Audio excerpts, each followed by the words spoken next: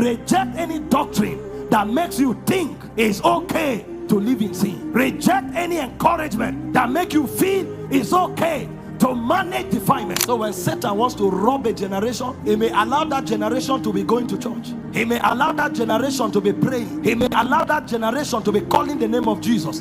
He may allow that generation to be quoting scripture. But in addition to all of that, he will add defilement. They can do that in corruption.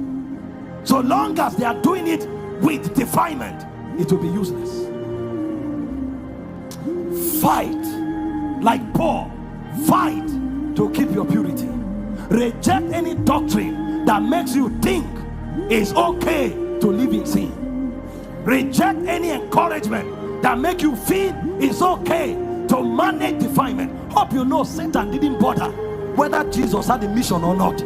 He just wanted to add defilement to that mission. And if he succeeds in doing that, everything is already lost.